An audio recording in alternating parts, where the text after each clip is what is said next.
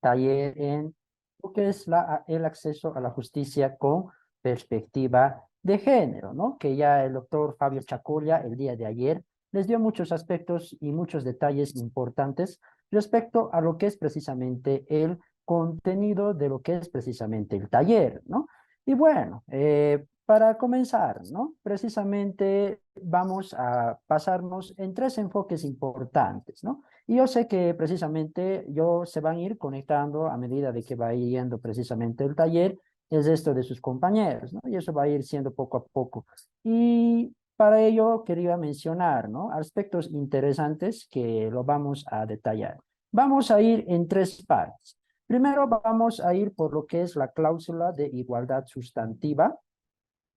Posteriormente, la segunda parte del taller va a tratar del bloque de constitucionalidad y lo que es precisamente la última parte del taller y que yo sé que muchos estudiantes están interesados en este tema, que es precisamente el caso Angulo versus Bolivia, porque aquí vamos a hacer un enfoque en relación a lo que se refiere el derecho penal, ¿no? Que yo sé que muchos precisamente ayer hacían preguntas en relación a lo que es el derecho penal, ¿no? Relacionado a lo que es la perspectiva de género, como muchos van a necesitar, tal vez para algunos trabajos que tengan en el área de derecho penal y que se va a abarcar el día de hoy ese aspecto, ¿no? Así que tomen en cuenta, tomen apuntes, saquen sus cuadernitos y empezaremos con lo que es precisamente el desarrollo de lo que es la asignatura de lo que mencionamos derecho constitucional también, ¿no? Porque vamos a abarcar el derecho constitucional, ¿no? Así como el derecho penal también, como ya he mencionado previamente. Y para ello, comenzaremos la cláusula de igualdad sustantiva, ¿no? Como vayamos por partes. Vayamos a la primera parte, que es la cláusula de igualdad sustantiva. ¿A qué se refiere esta cláusula de igualdad sustantiva?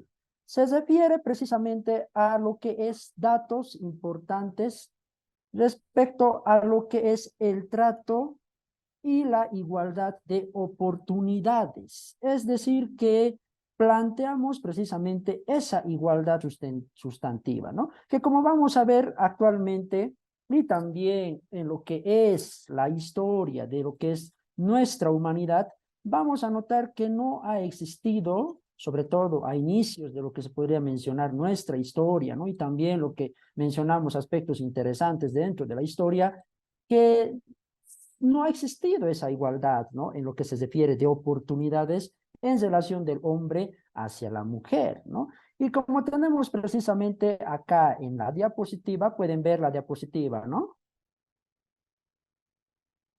Sí, doctor. Sí, doctor. Muy bien, excelente. Y también se escucha claro, ¿no? Vuelvo a repetir por última vez, ¿no? Para poder evitar tal vez algunos problemas más adelante, ¿no? Se escucha claro, ¿no? Para poder Buenas noches, empezar a abarcar. doctor. Buenas noches, doctor. Se escucha bien claro. Muy bien, excelente, muchas gracias. Bueno, como estábamos mencionando, ¿no? Tenemos este dibujito. Tenemos aquí lo que es la igualdad, como se podría mencionar, formal e igualdad sustantiva. ¿A qué nos estamos refiriendo con la igualdad formal? Tenemos que partir precisamente de que en la historia o precisamente también en la educación, como también podríamos mencionar, se ha tenido una forma tradicional de comprender la ley. Tenemos a Hans Kelsen con la teoría pura del derecho, pero que no es suficiente. ¿Por qué no es suficiente? Porque la sociedad, y como lo ha dicho el doctor Chacol el día de ayer, siempre está en constante cambio, siempre está en constante, nada es estático en la sociedad, ¿no? Todo va poco a poco cambiando, ¿no? Y es decir, que ese es un aspecto importante. Y hoy en día tenemos esta figura también, lo que es precisamente la diosa Temis, ¿no? Que está en la primera imagen, como podemos ver. Como tenemos a la diosa Temis en la primera imagen, está vendada de los ojos, ¿no? Y una importante doctora en Derecho que precisamente ha sido mi docente también en lo que es la maestría en Derecho Constitucional, siempre nos comentaba sobre quitar la venda a la diosa Temis, es decir, que la diosa Temis se quite esa venda que vemos en la imagen y que precisamente ella empiece a comprender que esto es mucho más que el formalismo tradicional que hemos estado desarrollando a lo largo de lo que hemos ido avanzando en relación al derecho. Es decir, que tiene que quitarse esa venda y empezar a comprender que los cambios sociales requieren de mucha más, es mucho más amplio, como podrían mencionar, ¿no? Y es decir, que ese es uno de los puntos de partida a lo cual tenemos que ya empezar a comprender sobre lo que es esa igualdad formal, ¿no? Que, bueno, se va a mencionar en ese sentido, ¿no? Esa igualdad ante la, que se podría mencionar ante la ley, que lo vamos a ir desarrollando.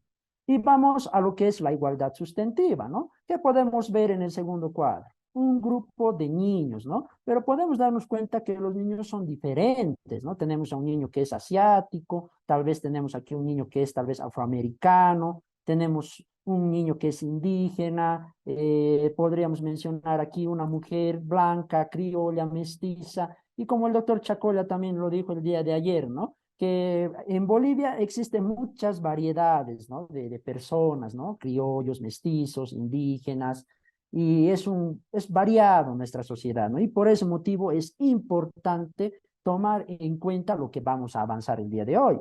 Y es que la igualdad sustantiva, ¿a qué se refiere?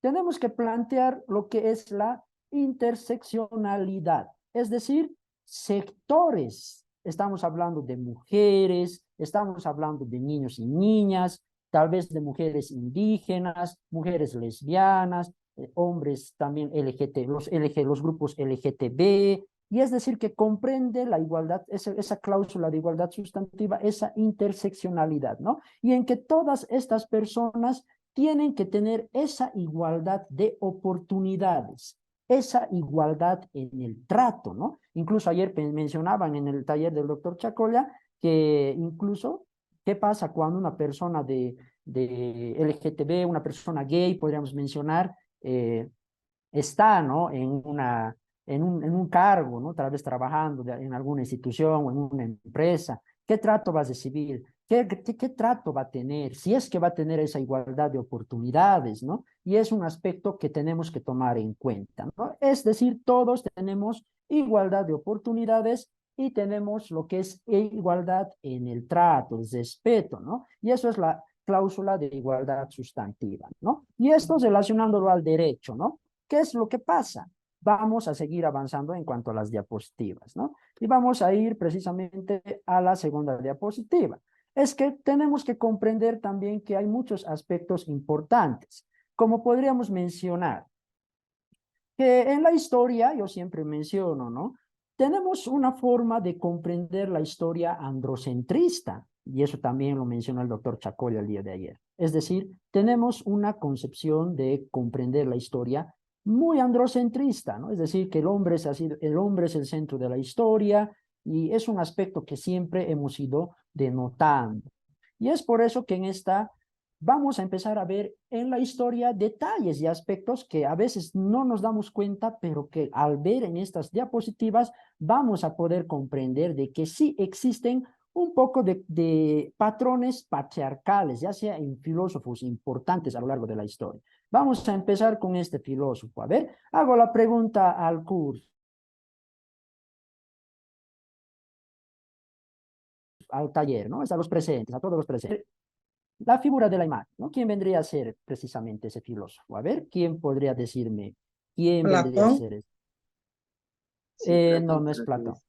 Aristóteles, Tampoco es Aristóteles. Sócrates, Sócrates tampoco, ya estamos acercándonos. A ver, que está relacionado un poco a Montes, las matemáticas. A ver si le eh, podríamos tomar en cuenta. Pitágoras, Montesquieu. Pitágoras. Exactamente. Ah, Pitágoras. Muy bien, es Pitágoras, ¿no? Por ese motivo le he borrado el nombre ahí abajo. Y es que está prácticamente aquí tenemos una frase de Pitágoras, como podemos ver un poco de los patrones que hay, ¿no? De patriarcado. Hay un principio bueno que ha creado el orden, la luz, el hombre, y un principio malo que ha creado el caos, las tinieblas y la mujer. Una frase de Pitágoras. Y aquí nos damos cuenta que existen esos patrones en los cuales Sí podríamos mencionar algo del patriarcado, ¿no? Pero hasta aquí todo bien por el hecho de que ustedes han logrado descifrar a quién es el personaje que tenemos enfrente, ¿no? Y bueno, vamos a comenzar precisamente a seguir viendo. ¿Quién vendría a ser este personaje? A ver, autor del Emilio. Les voy a dar una pista, ¿no? ¿Quién vendría a ser? A ver, a todas y a todas las presentes. Smith. No, no es Smith, es precisamente Juan Jacobo Rousseau. Montesquieu. John Rousseau, Ah, Rousseau. Rousseau. Montesquieu. Rousseau. exacto, Rousseau. exactamente, exactamente, ¿no? Y tenemos precisamente al autor del Emilio que ha planteado también, a ver, vamos a ver qué frase tiene. Cuando la mujer se queja de la injusta desigualdad en que le ha puesto el hombre, comete un error. Esta desigualdad no es una institución humana, o al menos no es obra del prejuicio, sino de la razón, menciona, ¿no? Y eso está extraído del Emilio, su obra más importante, capítulo 5. Como podemos ver, marcamos muchas tendencias. A ver, ¿quién vendría a ser la figura que tenemos enfrente? A ver, ¿quién vendría a ser esta mujer que es importante también en la historia? A ver, ¿quién vendría a ser? Para todos y todas las presentes.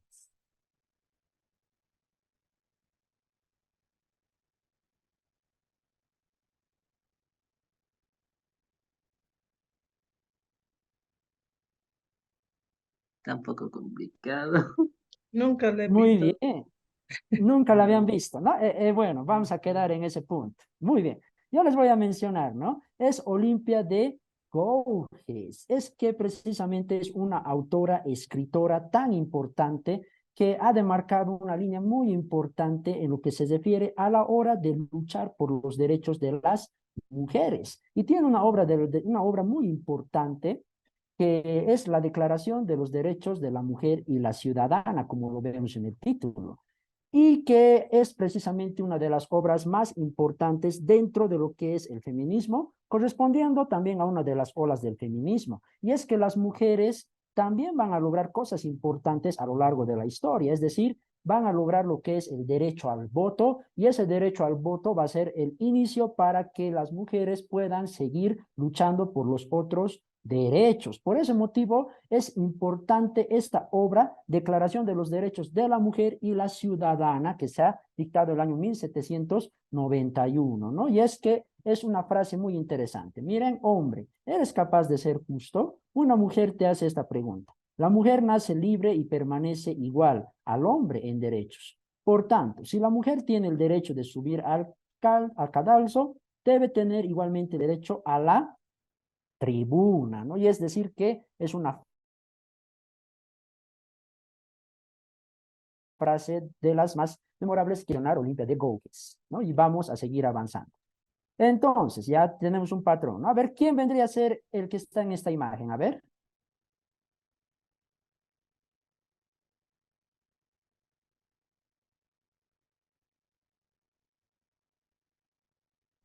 Es mucho más sencillo, ¿no? Sabemos, como la mayoría yo pienso que lo sabe, ¿no? A ver. Napoleón. Napoleón Bonaparte. Exactamente.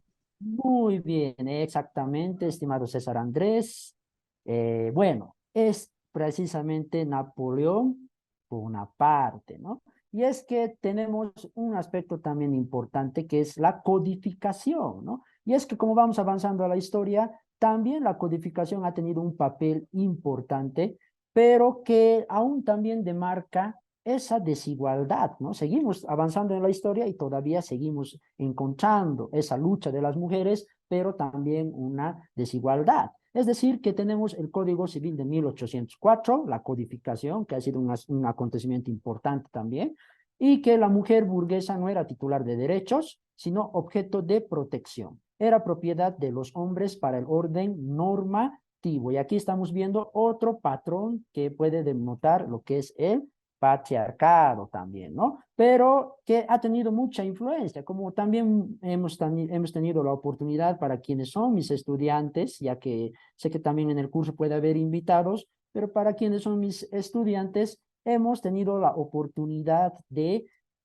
conocer precisamente que Napoleón Bonaparte ha sido también un aspecto fundamental es la invasión a España, ¿no? Es decir, que la guerra de la independencia española que ha demarcado la independencia, que ha dado una de las causas de la independencia, ¿no? De nuestra independencia, es decir, de todos los territorios que formaban parte de la colonia y la corona española, ¿no? Es decir, incluidos nosotros y nosotras como bolivianos, ¿no?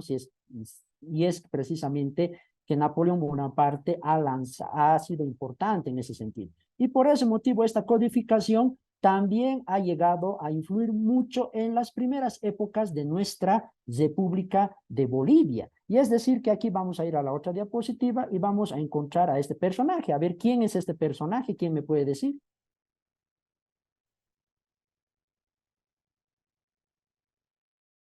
Mm, Creo que Bolívar. Andrés de An- Santa Cruz. Andrés de Andrés de Santa Cruz. Santa Cruz es. Muy bien, excelente, Susana León, excelente.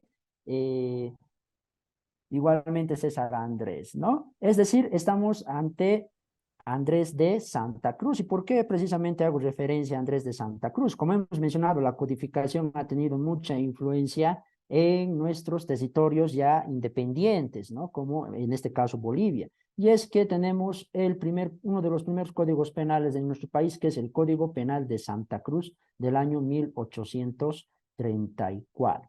Y es decir, que aquí ya podríamos encontrar un código penal, ¿no? Ya estamos yendo por ese lado, y que vamos a encontrar artículos que podemos denotar que sí marcan todavía una tendencia patriarcal, como lo estamos viendo, ¿no? Y que no existe esa igualdad sustantiva porque parece que no puede. A ver, disculpen por las seis, no es un error mío, sino que precisamente está establecido de esa manera en el código, está prácticamente extraído de ahí. Vamos al artículo 420. El que abusare deshonesta y violentamente de una mujer mayor de 14 años y menor de 17 será castigado con 1 a 3 años de reclusión e igual tiempo de destierro. Artículo 421. El que abusare del mismo modo de una mujer honesta. Miren, aquí ya encontramos un estereotipo, un prejuicio, ¿no? Es decir, ¿qué es mujer honesta y qué es mujer pública, ¿no? Y es decir, que aquí ya encontramos un patrón que no genera igualdad, sino es una desigualdad, ¿no? Y es decir, que aquí podríamos notar que el que abusare del mismo modo de una mujer honesta sufrirá la pena de reclusión por 2 a 4 años con destierro por igual tiempo. Si la violentada fuera mujer pública, conocida por tal, sería castigado el reo solamente con 6 meses a 1 año de arresto, ¿no?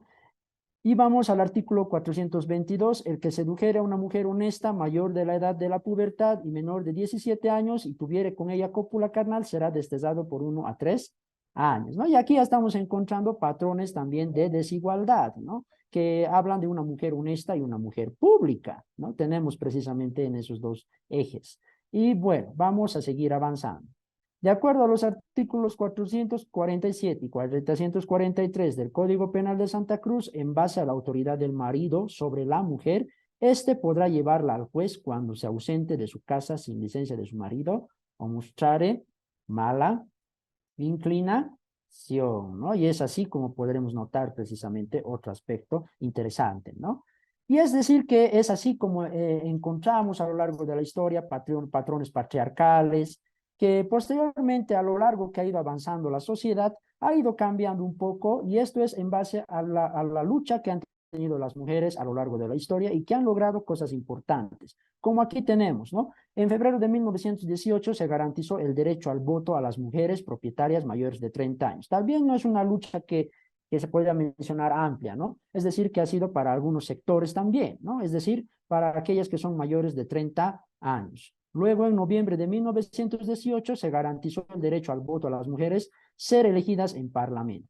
Pues recién en 1928 que se amplió el derecho al voto en Gran Bretaña e Irlanda del Norte a todas las mujeres de 21 años. Y como vemos, la historia nos enseña que las mujeres han ido luchando a lo largo de la historia por tener derechos y lograr tener esa igualdad de oportunidades al igual que el hombre, ¿no? Y este es un ejemplo perfecto para poder darnos cuenta, ¿no? Es decir, primero el derecho al voto. Y luego vamos a ir ya a lo que son nuestros territorios, ¿no? Y es decir, que empezamos con el Ecuador, que se conoció el voto a las mujeres en el año 1924, en Argentina fue en el año 1947, en México en 1953, Y en Bolivia tenemos el año 1952, como todos lo tenemos comprendido, ¿no? En el año 1952, el voto universal. Entonces, por ese motivo, tenemos aspectos que denotan que la lucha de las mujeres ha ido precisamente logrando derechos, ¿no? Ya sea a nivel Europa, a nivel latinoamericano, y es que ya hemos visto cómo precisamente esa lucha de las mujeres ha logrado ese derecho al voto y posteriormente vamos a llegar a convenciones tan importantes como lo que es precisamente la Convención Belén do Pará, que es una de las convenciones más importantes en la lucha contra la discriminación hacia las mujeres. Una convención de las más importantes a la hora de hablar de lo que es la perspectiva de género y que vamos a abordar precisamente el día de hoy también con ese caso que les vamos a mencionar tan importante que va a demarcar mucho lo que es precisamente una línea jurisprudencial. Vayamos a lo que es el enfoque en derechos, ¿no? Tenemos lo que es precisamente el enfoque de derechos, ¿no? Es decir, que tiene que haber un enfoque a la hora de aplicar el derecho. ¿Qué enfoques tenemos que tener como futuros jueces, futuros abogados? Tenemos el enfoque de género, el enfoque diferencial, el enfoque interseccional, que lo hemos visto en la cláusula de igualdad sustantiva, enfoque de interculturalidad y enfoque de los derechos de la madre tierra, ¿no? Y ese es un aspecto también que hay que tomar en cuenta y que hoy en día también tiene mucha relevancia. Y es decir que antes de entrar a la segunda parte, porque ya hemos terminado la primera parte, que es precisamente lo que se refiere a la cláusula de igualdad sustantiva, ¿no? Para hacer un comentario precisamente en relación a esta primera parte, ¿no? Y vamos a también entrar a ronda de preguntas, sí, porque lo vamos a hacer por partes, ¿no? Vamos a ir yendo por partes para la ronda de preguntas. Y es decir que acá vamos a ver lo siguiente. Mire, como podríamos decir, ¿qué resumen puedo hacer de la primera parte? Mire, el resumen que yo puedo hacer de la primera parte hasta el momento que hemos avanzado es lo siguiente, ¿no? Yo al menos también quiero destacar un punto importante a la hora de también mencionar la perspectiva de género, al ser precisamente, como ayer también el doctor Chacoya lo mencionaba, una realidad psicosocial, es decir, la educación, la sociedad, los estereotipos, los prejuicios. Y es que precisamente en la sociedad tenemos dos aspectos importantes. Uno es la familia y otro es la educación. Y es decir que en estos dos aspectos importantes o lugares importantes es donde se reproduce el patriarcado. Y es porque precisamente vamos a hacer un enfoque, ¿no? A ver, mire, según lo que hemos participado, ¿no? A lo que hemos visto, los dibujitos, los cuadritos, yo sé que me han respondido todos, es el que precisamente estaba en la imagen, Pitágoras, ¿no? Que he visto que lo han respondido con mucha facilidad, también a Juan Jacobo Rousseau, que también lo han definido muy bien, ¿no? Cuando hemos llegado acá a Napoleón, también lo han concebido, lo han notado fácilmente, y también cuando hemos visto a Andrés de Santa Cruz, ¿no? Yo ya me doy cuenta en la sesión de hoy, ¿no? En el mismo taller que todos han tomado en cuenta las imágenes, ¿no? Pero ¿qué ha pasado cuando hemos llegado a esta imagen? Nadie ha podido responder, ¿no? Al menos algunos decían que estaba complicado, que no sabían, y es que es precisamente a eso a lo que quiero llegar, estimados y estimadas presentes. Que precisamente hasta mi persona también puedo incluirse, ¿no? Que hemos sido precisamente criados de esa manera, con estos roles, con estos prejuicios, hemos sido educados de esa manera. Es decir, hemos visto el lado de la historia androcentrista, ¿no? Es decir, hemos visto a Rousseau, hemos visto a Pitágoras, yo sé que en sociales muchos han avanzado, Andrés de Santa Cruz, por eso los reconocemos, pero ¿hemos avanzado algo sobre Olimpia de Gouges? Esa es la pregunta, ¿no? Es decir, ¿hemos avanzado, hemos logrado alguna vez por lo menos hacer un trabajo práctico o haber precisamente conocido a esta importante escritora que ha escrito la Declaración de los Derechos de la Mujer y la Ciudadana?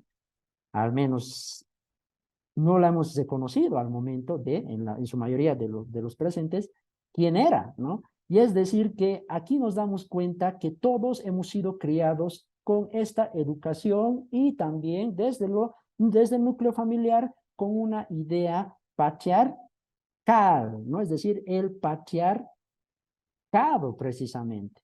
Y es por ese motivo que los jueces, ¿no? Y vamos a llegar también al tema de los jueces.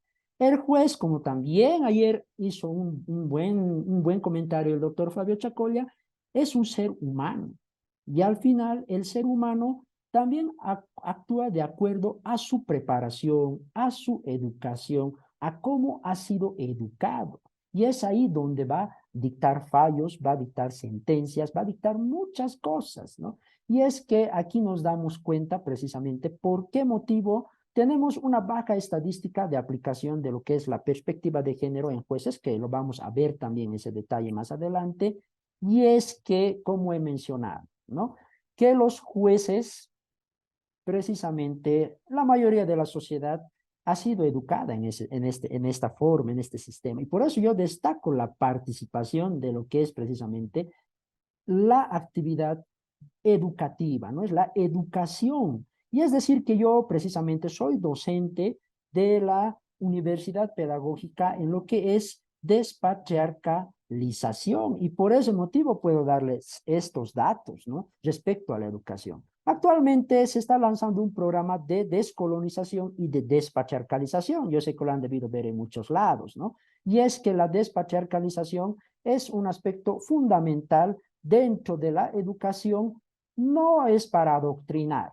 Eso no tenemos que cometer ese error de pensar que es para adoctrinar, simplemente es integral, es decir, incluir a lo que ya tenemos estos contenidos de la lucha de las mujeres a lo largo de la historia, es decir, abarcar estos contenidos, ver también la otra cara de la historia. A ver, vayamos a la Primera Guerra Mundial. Todos hablamos de la guerra, ¿no? De los países que han estado en la guerra, quiénes han sido las potencias, quiénes han sido todas esas situaciones, pero en la guerra, en la Primera Guerra Mundial, pocos hablan de que las mujeres han tomado un papel protagónico en la actividad económica. Es decir, que la mujer estaba relegada siempre al ámbito doméstico, ¿no? ¿Y qué es lo que ha pasado con la Primera Guerra Mundial? Con la Primera Guerra Mundial lo que ha pasado es que el hombre ha salido a la guerra, ¿no? Pero ¿quién ha tomado el lugar del trabajo? Quienes trabajaban eran los hombres, ¿no? Y los hombres se han ido a la guerra. Entonces, ¿quiénes han tomado, como se podría decir, la bandera de lo que es precisamente el trabajo? Las mujeres han entrado a la actividad económica. De ahí también destacamos el 8 de marzo como el Día de la Mujer Trabajadora. Y es por ese motivo que ahí nos damos cuenta de cómo precisamente a veces solamente vemos una sola cara de la historia cuando la situación es diferente, ¿no? Y es ahí donde nos podemos dar cuenta de aspectos importantes en relación a lo que es esta Declaración de los Derechos de la Mujer y la Ciudadana y la lucha de las mujeres a lo largo de lo que es la historia, ¿no? Y es por ese motivo que yo siempre hago un énfasis en la educación, ¿no? En la educación integral en sexualidad y la educación integral sexual, como también es mencionada, y es decir que es ahí donde podríamos mencionar estas situaciones, ¿no? Que actualmente se están planteando, ¿no? No solamente en Bolivia, sino también a nivel internacional, que como todos tenemos entendido, es algo que también compete a otros países, ¿no? Y eso es un aspecto y un detalle que tenía que recalcar, ¿no? Preguntas hasta la primera parte, ¿no? Para cesar la primera parte. ¿O todo ha quedado claro, ¿no? Algún aspecto o algún comentario que tenga.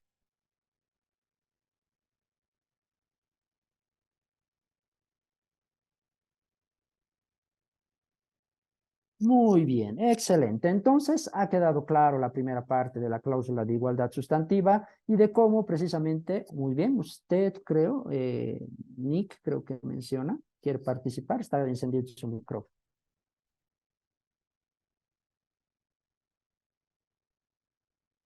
No, muy bien. Entonces, vamos a ir a la segunda parte, ¿no?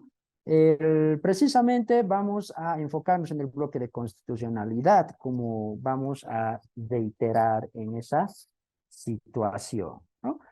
Entonces, vamos a darnos un descansito de un minutito, a ver, ya hemos avanzado la primera parte, que es historia, que ha sido algo importante para poder conocer por qué existen estos prejuicios y estos estereotipos y que la cláusula de igualdad sustantiva plantea lo que es precisamente esa igualdad de oportunidades tanto para hombres y para mujeres, ¿no? Bueno, cerramos la primera parte, ¿no? Comenzaremos con la segunda parte. Hasta aquí no hay preguntas, a lo menos ha debido quedar claro todo, ¿no? Una vez más, a ver, reitero. ¿Ha quedado claro para avanzar a la segunda parte? Sí, doctor, Sí, todo claro. doctor. Sí, doctor. Muy bien, excelente. Excelente, ¿no? Nos hemos dado cuenta, hemos abierto los ojos también algunos, ¿no? Hemos debido abrir los ojos igual que la diosa Temis, hemos debido abrir los ojos, ¿no? Hemos debido quitarnos la venda, ¿no? Es decir, que hemos descubierto que precisamente la historia también tiene otras connotaciones, esta vez por parte de la lucha de las mujeres, ¿no? Ahora vamos a ir al derecho constitucional, ¿no? Y es decir, que aquí yo le voy a hacer un resumen básico, ¿no? Yo sé que muchos de los presentes, la mayoría son estudiantes de derecho y sé que tal vez abordar términos mucho más complicados es un poco que no va de acuerdo a lo que es a lo que tenemos que ver, ¿no? Voy a tratar de irlo por lo más directo, vamos a ir por lo más sencillo, ¿no? Por lo más básico para poder comprender, ¿no? Y es decir que en la Convención Belém do Pará, como aquí mencionamos, se han marcado muchos estándares importantes, como aquí hemos visto, ¿no? El enfoque de género y de derechos de la madre tierra. Pero aquí también tenemos el artículo 15 de nuestra Constitución Política del Estado. Yendo a nuestra Constitución, el Estado adoptará las medidas necesarias para prevenir, eliminar y sancionar la violencia de género y generacional, tanto en el ámbito público como privado. A partir de aquí vamos a entrar a la doctrina del bloque de constitucionalidad. Y es decir, que el bloque de constitucionalidad, ¿qué es el bloque de constitucionalidad? Y es un aspecto que está relacionado al derecho constitucional. Es decir, tenemos este bloque, como pueden ver el dibujito, ¿no? Tenemos muchos cuadraditos que conforman un bloque, ¿no? Y todos los cuadraditos están en la misma jerarquía, es decir, no vemos que un cuadrado sea más grande que otro, ¿no? Todos son del mismo tamaño y tenemos precisamente esta jerarquía, ¿no? Ya hablando de nuestra Constitución Política del Estado. Y es decir que ¿cuál vendría a ser el primer bloque? ¿No? Y tenemos aquí también una sentencia constitucional, la 110/2010-R, que marca lo que es precisamente el bloque de constitucionalidad. Es decir, que este bloque está conformado por muchos aspectos. Voy a poner, a ver un momentito, voy a poner el dibujo, ¿no? Vayamos al primer, a ver, vamos a ver. Ahora sí, aquí. Vayamos al primer bloque, ¿no? El cuadradito amarillo que estamos viendo, ¿no? Y es decir, que en este cuadradito amarillo, ¿qué vamos a poner para conformar el bloque? Para comenzar a conformar el bloque, en el cuadradito amarillo lo vamos a poner a la Constitución Política del Estado. Tenemos nuestra Constitución Política del Estado, ¿no? Y es decir, que la Constitución Política del Estado es el primer bloque. Es aquella que demarca también los otros bloques. Como podemos ver, es el primero que está aquí y puede demarcar los otros bloques, ¿no? Y es que decir que la Constitución Política es la norma suprema que tenemos en nuestro país, ¿no? La Constitución Política del Estado. Y en este bloque de constitucionalidad lo vamos a poner en el primer cuadradito amarillo, como pueden ver, ¿no? En este cuadradito amarillo que estamos viendo acá, y que estoy haciendo precisamente un puntero. A ver, voy a poner un puntero, ¿no? En este cuadradito amarillo que estamos viendo está la Constitución Política del Estado. Tenemos también el artículo 7 en nuestra Constitución, donde se demarcan los principios y valores que son importantes y que vamos a precisamente también aplicar en lo que se refiere a la perspectiva de género. Y tenemos el segundo cuadradito. ¿Cuál vendría a ser el segundo cuadradito, ¿no? Que conforma el bloque? Ya hemos hablado del primero. El segundo cuadradito, queridos y queridas estudiantes, son los convenios y tratados internacionales. El segundo cuadradito. Y es decir que, ¿por qué ya estamos mencionando los convenios y tratados internacionales? Es que tenemos que ser amplios a la hora de aplicar justicia, queridos y queridas estudiantes. Es decir, no cesarnos solamente a la Constitución Política que está en el primer cuadro, sino ampliarnos por los convenios y tratados internacionales. Es decir, ampliar precisamente nuestra forma de aplicar justicia. Esto es un tema más de interpretación también, pero que en este segundo cuadrito tenemos que también como jueces o como futuros jueces adoptar medidas que también aportan y pueden ayudar mucho a la hora de resolver un caso y a la hora de disponer una sentencia. Y es decir, que en el segundo cuadradito están los convenios y tratados internacionales y entre ellos vamos a tener la Convención Belém do Pará, ¿no? Que es la convención para precisamente proteger toda forma de discriminación hacia las mujeres, ¿no? En la cual se ha establecido que existen esas relaciones de desigualdad entre hombres y mujeres. Y es decir, que el segundo cuadradito son esos convenios y tratados, es decir, vamos a aplicar esos convenios y tratados, no solamente la Constitución, sino también esos convenios y tratados internacionales. Y vayamos al tercer cuadradito, ¿no? Ya teniendo claro el segundo. El tercer cuadradito tendríamos que mencionar que estas sentencias, y como vamos a ver en ese caso emblemático, al que voy a dedicar la tercera parte del taller, es que marcan estándares importantes, que esos estándares son los que demarcan estos cambios que tenemos actualmente en la sociedad, ¿no? Y es decir, que hemos visto al principio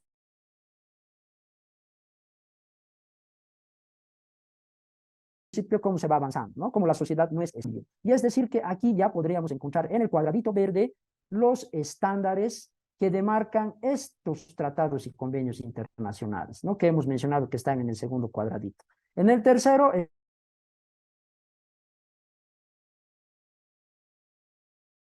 están esos estándares que demarcan, ¿no? Y para son los acuerdos los acuerdos comunitarios de los cuales Bolivia también forma parte. ¿Qué acuerdos comunitarios? Los acuerdos comunitarios tenemos precisamente al acuerdo de Cartagena, vamos a poner un ejemplo, el acuerdo de Cartagena, al cual también somos parte de ese acuerdo de Cartagena y también tenemos lo que es precisamente el último cuadrito del bloque de constitucionalidad, ¿no? Entonces, ¿ha quedado claro? Tenemos todo esto conforme al bloque de constitucionalidad, ¿no? Vamos a empezar por el primero, ¿no? Es decir, vamos a ir por el primer cuadradito, que es precisamente nuestra constitución política del Estado, ¿no? Constitución política del Estado, el primer cuadradito. El segundo cuadradito, los convenios y tratados internacionales, ¿no? Es decir, vamos a poner aquí los convenios y tratados internacionales, ¿no? Y así, precisamente en el cuadro verde, los estándares que demarcan esos convenios y tratados internacionales, ¿no? Y vamos a avanzar también esos estándares. Es decir, ¿qué estándares son? Es que a veces hay casos interemblemáticos que demarcan una línea jurisprudencial que va a servir de mucho para que un juez pueda aplicarlo a un caso en concreto. Y es por ese motivo que ese estándar lo vamos a ver, un caso importante, el de Angulo Lozada versus Bolivia, donde vamos a ver precisamente ese tercer cuadradito, ¿no? Y el último cuadradito, vamos al último cuadradito, que es precisamente los acuerdos internacionales, ¿no? Como aquí podemos ver, los acuerdos internacionales, como podemos mencionar, ¿no? Y es decir, que hasta aquí ha quedado claro sobre el bloque de constitucionalidad, ¿o alguien tiene alguna pregunta?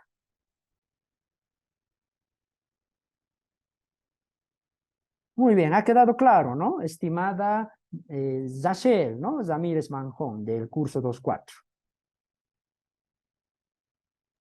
Sí, doctor, Eh, sí, muchas gracias. sí, doctor, Muy, está muy bien. bien. Gracias. Muchas gracias, Susana León, ¿no? Es que es una forma muy básica, es muy didáctica, ¿no? La forma de poder comprender el bloque de constitucionalidad, porque este bloque de constitucionalidad precisamente están con la misma jerarquía. ¿Y qué es lo que pasa con los jueces? A veces los jueces tienen que, y es precisamente un aspecto y es un tema muy avanzado también en lo que es derecho e interpretación constitucional, es que también a veces va a existir choque de leyes, ¿no? No es que todo esto también sea tal cual exista una sincronía, sino que también hay choque de leyes, ¿no? Y también de convenios y tratados. Y es decir que, por ejemplo, se puede lanzar un estándar, digamos, ¿no? Podríamos mencionar, a ver, vamos a poner un ejemplo, la ley del aborto, ¿no? En la ley del aborto se puede marcar un estándar, ¿no? De cómo se puede hacer. Pero esa ley del aborto puede chocar con la constitución política del Estado que plantea lo que es el derecho a la vida, ¿no? Es decir, que puede haber precisamente choque entre derechos. ¿Y qué es lo que tiene que hacer un juez cuando hay choque entre derechos? Tiene que saber ponderar los derechos. Es decir, no vamos a anular ningún derecho, sino que vamos a ver cuál es el que vamos a aplicar, cuál es el que va más de acorde a la Corte Interamericana de Derechos Humanos, ¿no? Podríamos aplicar también los tratados y convenios también. Es decir, vamos a ir viendo dentro de este bloque muchos aspectos. Y la ponderación también es un tema muy importante en derecho constitucional y en interpretación jurídica, que más adelante yo sé que lo van a avanzar la mayoría de los estudiantes, ¿no? Y es por ese motivo que aquí nos damos cuenta de que precisamente el bloque de constitucionalidad va a marcar una línea muy importante de aquí en adelante, ¿no? Ahora, teniendo ya entendido qué es el bloque de constitucionalidad, vamos a pasar a lo que son precisamente esos estándares importantes, a esos convenios. Tenemos el sistema de protección de derechos humanos, que vendrían a ser los dos bloques que lo hemos visto. Tenemos nuestra Constitución y vamos a los bloques importantes, ¿no? Que es el Sistema Interamericano de Protección de Derechos Humanos y el Sistema Universal de Derechos Humanos, ¿no? Para poder denotar esta situación. Vamos al bloque de constitucionalidad, y es decir que el bloque de constitucionalidad ha sido planteado en Francia, como aquí podemos notar, ¿no? Y es que decir que es un país donde se ha originado este bloque de constitucionalidad y que utiliza un término importante, ¿no? Que está la Declaración de los Derechos del Hombre y del Ciudadano, que lo hemos mencionado con Napoleón Bonaparte, ¿no? A la hora de precisamente hacer un énfasis en Napoleón Bonaparte, y que hemos denotado precisamente esa situación, ¿no? Y el preámbulo de la Constitución de 1946, que es realmente una declaración de derechos, sobre todo de carácter social, de un Consejo Constitucional aplicado en el control previo de constitucionalidad de las normas. Es decir, aquí estamos viendo que el bloque de constitucionalidad se ha originado en Francia, ¿no? Con esa Constitución. Pero ¿será que la perspectiva de género estaba incluida dentro de este bloque? Eso todavía vamos a seguir avanzando, ¿no? Por ahora no está la perspectiva de género. Vayamos a la Constitución Política del Estado. Y es que la Constitución, nuestra Constitución Política del Estado, tiene un artículo importante que confirma el bloque de constitucionalidad. Es decir, no nos estamos saliendo de la Constitución tampoco, sino que en nuestra Constitución también está establecido el bloque de constitucionalidad. Aquí, como podemos leer, la Constitución Política del Estado Plurinacional, en su artículo 410, parágrafo 2, dispone que el bloque de constitucionalidad está integrado por los tratados y convenios internacionales, ¿no? Y aquí estamos viendo, ¿no? En materia de derechos humanos y las normas de derecho comunitario ratificados por el país. Y es decir, que aquí estamos viendo aspectos interesantes, ¿no? Aquí está el bloque. Es decir, mire, tenemos el bloque acá. A ver, voy a hacerlo con color amarillo. Es decir, el primer bloque era la Constitución, como he mencionado, ¿no? Como aquí lo estamos demarcando. El segundo bloque es los tratados y convenios internacionales, ¿no? Y aquí estamos precisamente, tratados y convenios internacionales. Y el tercer cubito eran los estándares que demarcan estos mismos tratados y convenios internacionales, ¿no? Y nos vamos al último cubito, que era las normas de derecho comunitario, el Acuerdo de Cartagena, por ejemplo, ¿no? Ratificado por el país. Es decir, miren, en este artículo 410 de la Constitución Política del Estado, podemos notar que sí está planteado el bloque de constitucionalidad. ¿Por qué estoy hablando del bloque de constitucionalidad?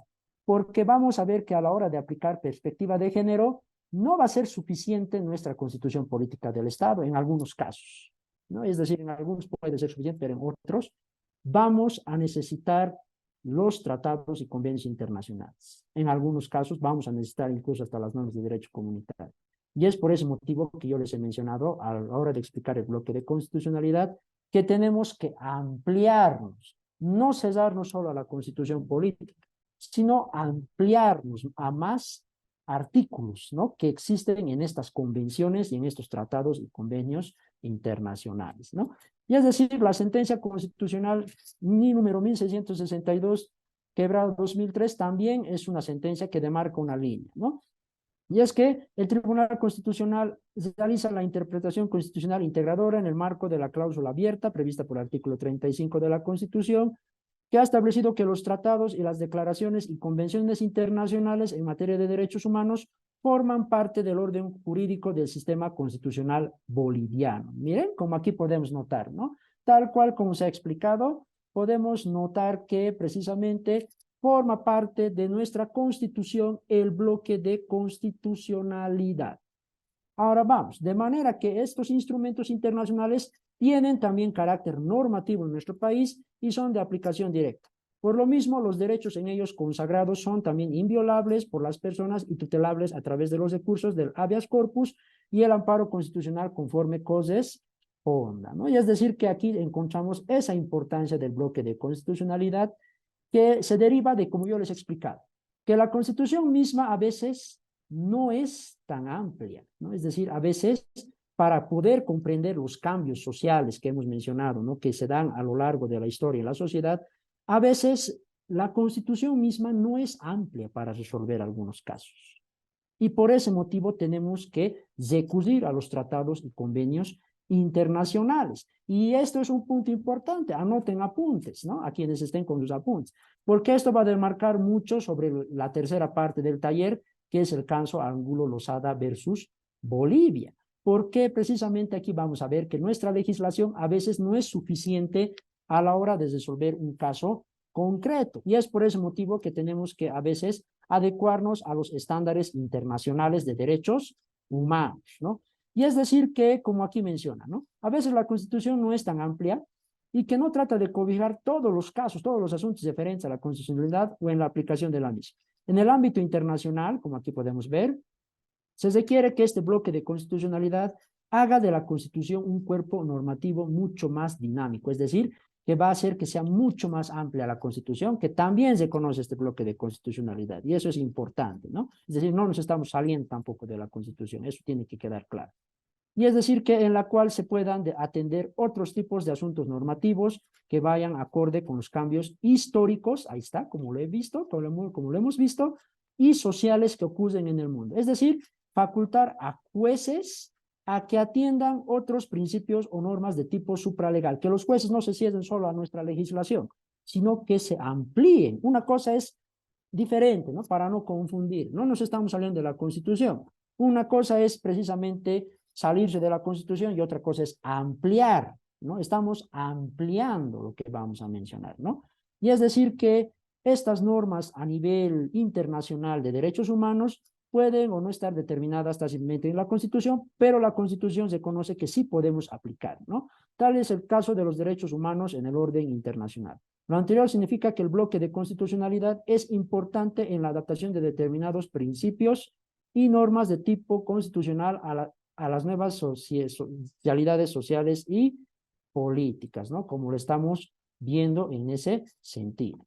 Y vamos al control de convencionalidad. ¿Qué es el control de convencionalidad? Que también es otro concepto que tenemos que aprender para poder entrar a la tercera parte. ¿Cuál es el control de convencionalidad? El control de convencionalidad tiene en el ámbito interno, es decir, aquí ya estamos hablando de los funcionarios públicos del Estado, es decir, los jueces, ¿no? Es el deber de los jueces, como aquí vamos a ver, es el deber de los jueces de precisamente administrar y todos los órganos de administración de justicia, es decir, autoridades públicas, ya sean magistrados, vocales, también jueces, de realizar un examen de compatibilidad entre los actos y normas nacionales y la Convención Americana sobre Derechos Humanos. Aquí hemos encontrado una palabra clave para que tomen apuntes para poder comprender el caso Angulo Lozada versus Bolivia. Y es decir, que será que nuestras normas, a ver, hacemos esta pregunta, a ver, lanzo esta pregunta al curso. ¿Será que nuestra legislación tiene precisamente compatibilidad con las normas nacionales y Convención Americana sobre Derechos Humanos? ¿Tiene compatibilidad? Es decir, no vamos a cesarnos tampoco a toda la legislación. A ver, vamos a ir a esta pregunta, a ver, para que podamos entenderlo, ¿no? Y es decir que precisamente, ¿será que todas nuestras leyes, será que todos nuestros artículos, vamos a incluir el Código Penal, vamos a incluir la Constitución Política del Estado, tendrán compatibilidad con las normas internacionales, como la Convención Americana de Derechos Humanos, o será que algunas normas no son compatibles? A ver, hago esa pregunta al taller para poder entrar, porque es un punto importante para comprender el tercer caso, ¿no? Es decir, ¿será que todas nuestras leyes tienen esa compatibilidad o no tienen? Díganme sí o no. Va a haber algunas respuestas directamente, ¿no? ¿Todo es compatible o no es compatible en nuestra legislación con la Convención Americana de Derechos Humanos?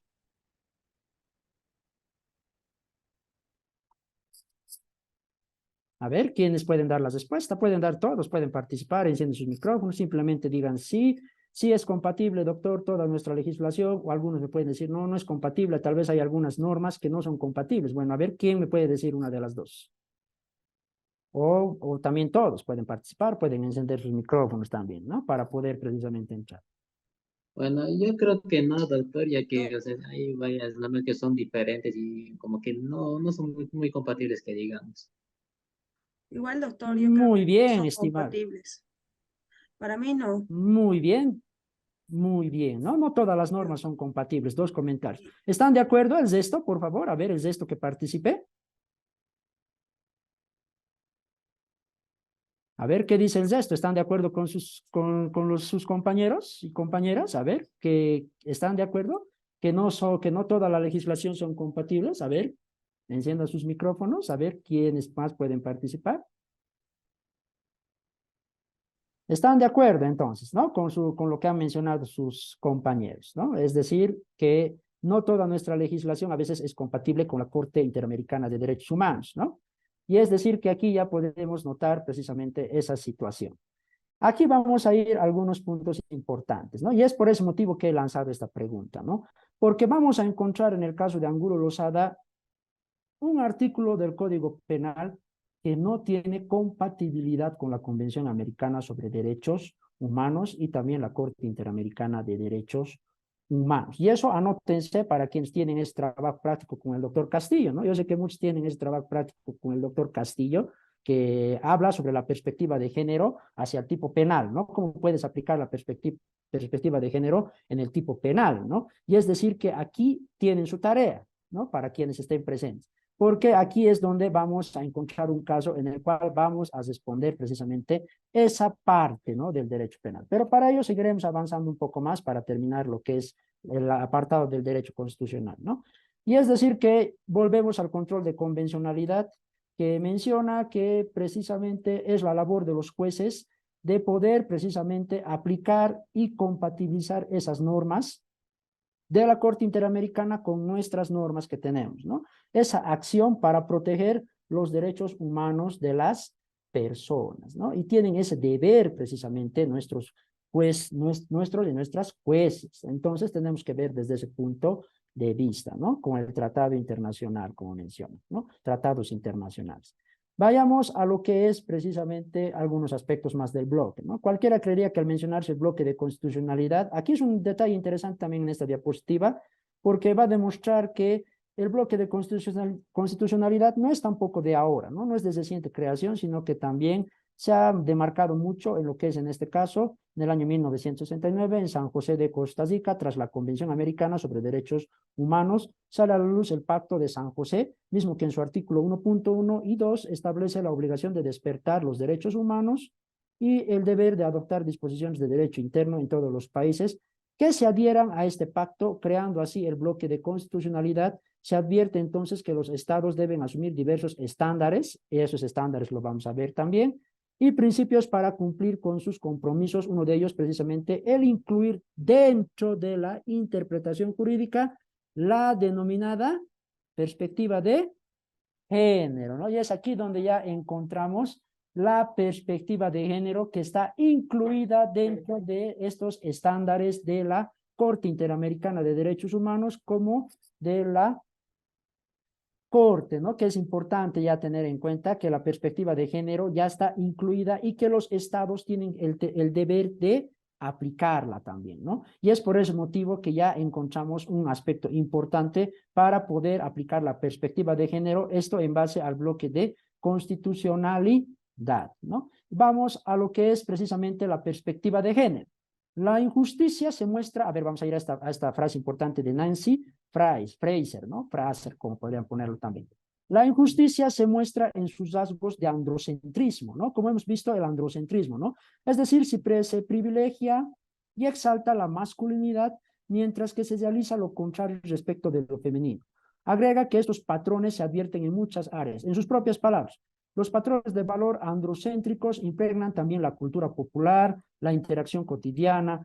Las mujeres sufren como resultado formas de subordinación de estatus específicas del género, como el acoso sexual, la violación, y la violencia doméstica, representaciones estereotipadas en una sociedad trivializadoras, objetificantes y despectivas en los medios de comunicación, también el menosprecio en la vida cotidiana, exclusión o marginación en esferas públicas y organismos deliberativos, denegación de los derechos plenos y de protecciones iguales en lo referente a la ciudadanía. Estos daños son injusticias provocadas por la falta de reconocimiento. Son relativamente independientes de la economía política y no son meramente superestructurales. Por ese motivo, ahí podemos darnos cuenta, ¿no? Y es imposible, por lo tanto, superarlas y decir que solo mediante la redistribución y exigencia de medios de reconocimiento adicionales e independientes, ¿no? Aunque la perspectiva de género no fue abordada en los primeros instrumentos de derechos humanos,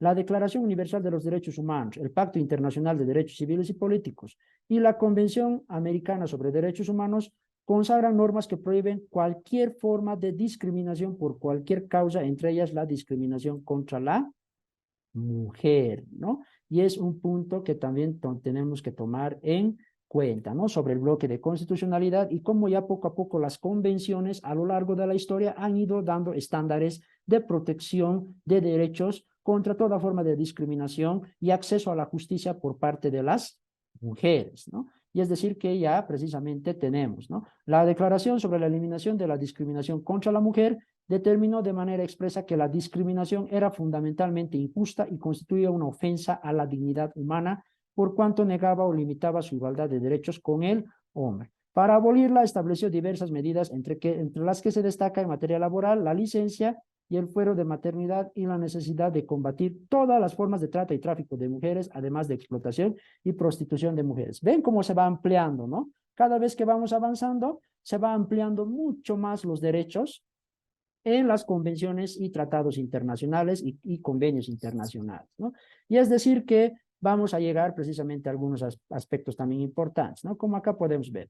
El 18 de diciembre, precisamente, la Asamblea General de las Naciones Unidas aprobó lo que es la situación de la CEDAW, ¿no? Que se puede considerar como la cara internacional de los derechos de las mujeres, que hace parte del bloque de constitucionalidad y define la discriminación como toda distinción, exclusión o restricción basada en el sexo que tenga por objeto o por resultado menoscabar o anular el reconocimiento, goce o ejercicio por la mujer, independientemente de su estado civil, sobre la base de la igualdad del hombre y la mujer de los derechos humanos y las libertades fundamentales en las esferas políticas, económicas, sociales, culturales y civiles en cualquier otra esfera. Este instrumento consagra la igualdad entre el hombre y la mujer, adopta sanciones que prohíban toda forma de discriminación contra la mujer y establece la protección jurídica de los derechos de la mujer, ordena abstenerse de incurrir en actos de discriminación, eliminar la discriminación de la mujer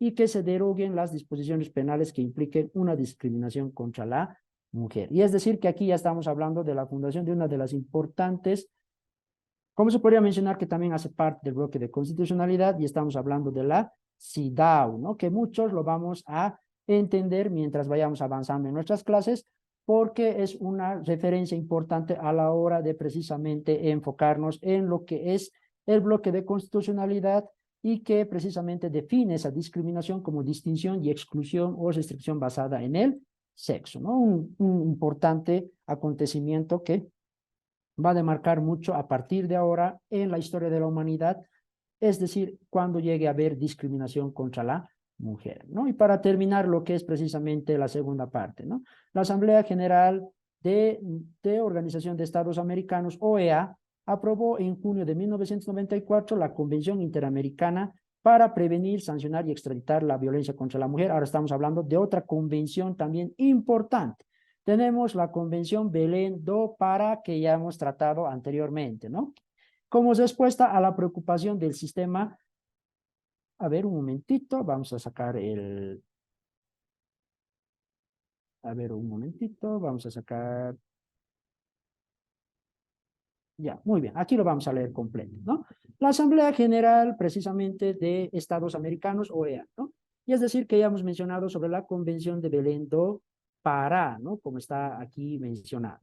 y que como respuesta a la preocupación del sistema interamericano por la violencia contra la mujer como una manifestación de las relaciones de poder históricamente desiguales. Es decir, que aquí estamos hablando ya de esa desigualdad histórica que hemos visto a lo largo de la primera parte entre hombres y mujeres y concibe la eliminación de la violencia contra la mujer como una condición indispensable para el desarrollo individual, social y su plena e igualitaria participación en todas las esferas de la vida, y el instrumento define a la violencia, y esto es un aspecto importante, ¿no?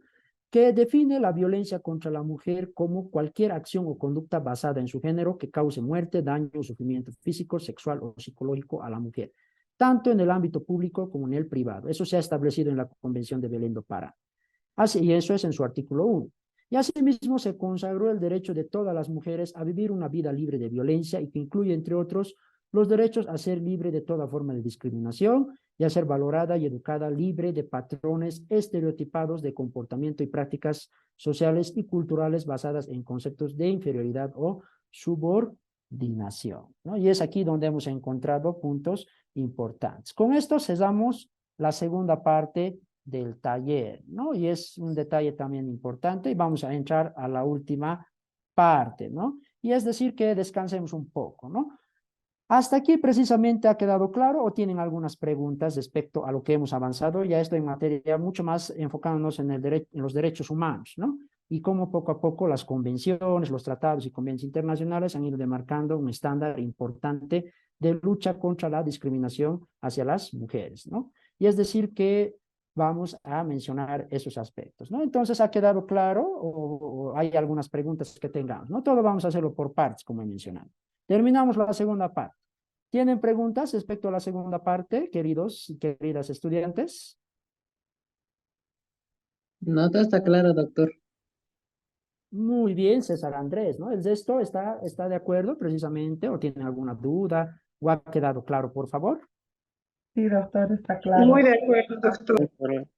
Muy bien, ¿no? Lo hemos hecho lo más didáctico posible para que sea entendible, ¿no? Lo del bloque de constitucionalidad, para poder entenderlo, ¿no? Y es que es un aspecto importante que yo sé que muchos, cuando sean futuros abogados, van a terminar precisamente por estudiar y analizar esta parte, porque para los jueces es un aspecto importante la labor de la interpretación. Y qué mejor que comprenderlo mediante una manera didáctica, con cubitos, ¿no? Y mencionando también el avance de las convenciones y los estándares que han ido generando, ¿no? Como poco a poco las mujeres han ido ganando muchos más derechos y también han ido precisamente marcándose estándares en contra de la violencia y toda forma de discriminación contra la mujer, ¿no? Y ya entendiendo la segunda parte, vámonos a la última parte del taller y esto es en lo que nos hemos mencionado, en lo que yo les he dicho, ¿no? Para su tarea de derecho penal que tienen muchos estudiantes que tienen con el doctor Wilder Castillo, creo, ¿no? Bueno, para su tarea ya pueden empezar a anotarse apuntes porque esto sí está precisamente relacionado a lo que es el derecho penal, en lo que se refiere el tipo penal, ¿no? Y cómo la perspectiva de género se puede aplicar o no aplicar. Y vamos a entrar a lo que es precisamente este caso tan importante que es el de Angulo Lozada versus Bolivia. Tenemos acá a una niña, como podríamos mencionar, ¿no? Vemos en el dibujito. Se ve claro el dibujito, ¿no? Se ve el dibujito, ¿no? Sí, Muy doctor. bien, muy bien, muy bien. Es Sí, una doctor. niña, ¿no? Muy bien, muy bien. Es una niña de 16 años llamada Brisa Angulo Lozada. Y es que esta niña ha marcado un caso emblemático a la hora de precisamente mencionar la perspectiva de género y también la interseccionalidad. Y es decir, que ha marcado una línea jurisprudencial que va a ser un antes y un después a la hora de lo que se refiere a aplicar la justicia también en nuestro país, Bolivia. ¿Quién es Brisa Angulo Lozada, ¿no? Es una niña de 16 años, como lo vemos en la imagen, que ha sido precisamente víctima de violación por parte de su primo, ¿no? Y es decir, que su primo tenía 26 años de edad. Y es decir, que como su primo era de 26 años de edad, su familia lo concibió y lo recibió y lo consideraba como su hermano mayor, ¿no? De Brisa.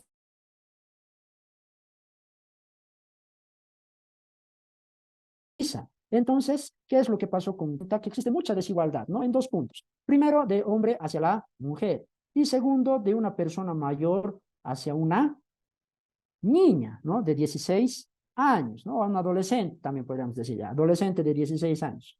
Pero ese es el punto importante, ¿no? Es decir, que hay una diferencia, ¿no?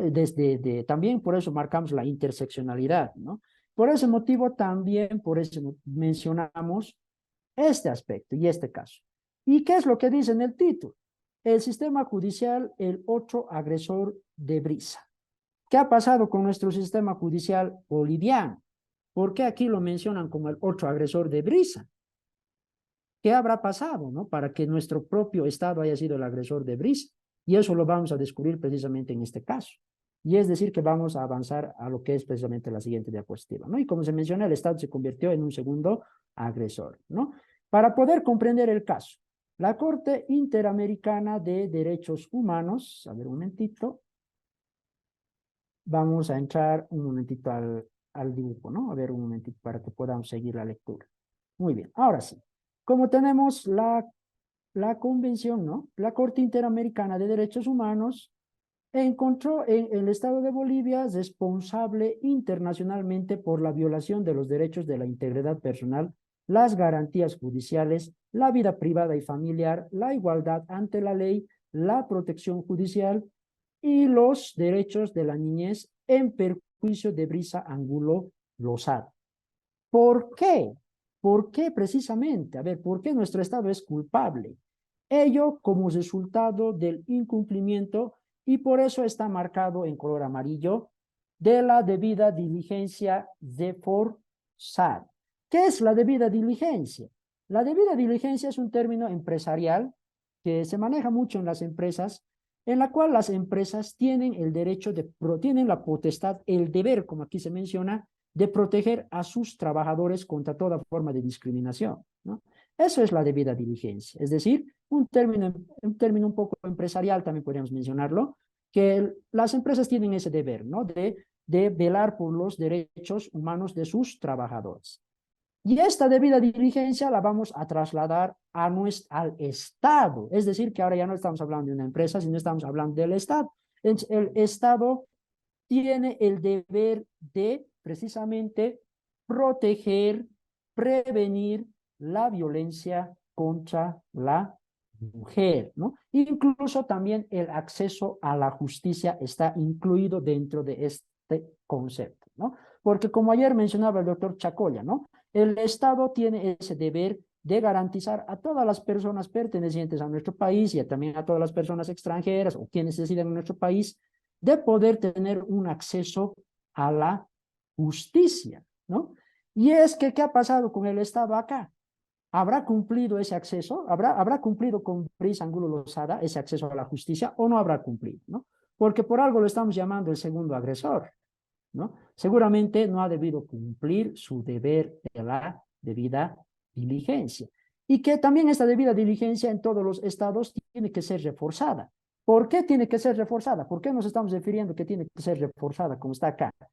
Ese refuerzo puede ser un protocolo para los jueces, ¿no? Para que puedan aplicar los jueces un protocolo, ya sea en base a este sistema interamericano de derechos humanos.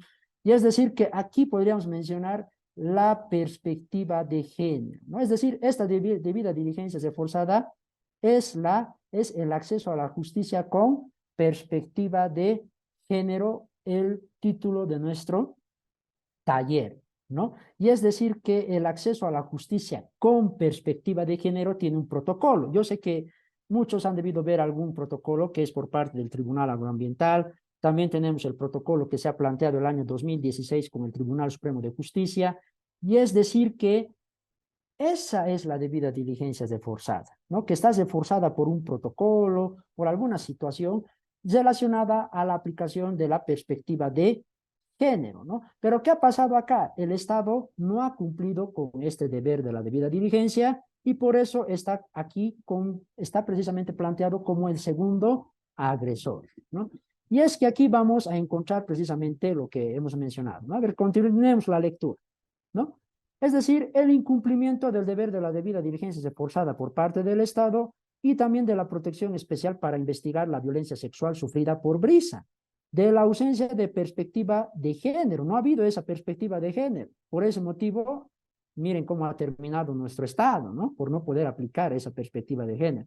Y niñez en la conducción del proceso penal, porque aquí estamos hablando de un proceso penal, estamos hablando de una violación y también vamos a hablar también de otra figura importante que es el estupro, pero vamos a verlo más adelante, ¿no?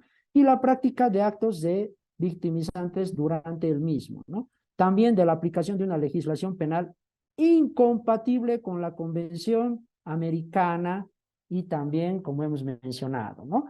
Por ese motivo les he hecho la pregunta de la incompatibilidad, ¿no? Y es aquí donde llegamos a esa pregunta, ¿no? Y les he hecho esa pregunta, si toda nuestra legislación es compatible o no es compatible con la Corte Interamericana de Derechos Humanos o con la Convención Americana de Derechos Humanos. Es decir, ¿es compatible o no es compatible? Yo les he hecho esa pregunta, ¿no?